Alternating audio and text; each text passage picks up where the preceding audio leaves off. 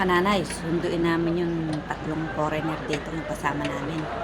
Oh, ang lakas na ng alon. Nung pumunta kami dito, hindi ganito kalakas ang alon. Tsaka ang daming tao. Ang hirap nang pumasok doon sa maliit na butas na yun. Ang kuweba na yun. Pero nakapark kami sa malapit. Kasi susunduin namin yung aming kasama. Called the secret beach. We call it secret beach because we have a beautiful beach behind this limestone.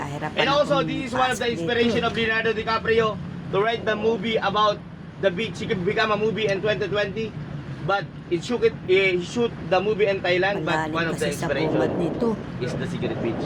Sila puro marunong lumangay. Ako magpapahila ko. Hihilahin ako ng isang kasama namin. Kasi yung tourist guide namin meron siyang i-assist na iba. Ayan nakapasok na ako. Nagpahila ako dyan. Ang ganda sa loob, mababaw lang pero maalon. Pero dapat saglit lang daw kami dito kasi tumataas yung tubig. Ayan ang dinaanan namin Ang lalim niya sa labas. Alam niyo, tuntua sa akin yung foreigner dyan nung paglabas Hila-hila ko kasama yung anak ko kasi nadapa nga anak ko dyan. Kasi hinampas siya ng alon. Ako din nadapa dyan, sakit ng tuto. Natakot ka ba? Meron ding isa dyan, hinampas ng alon sa pader. Malakas ang alon dyan. Ganto.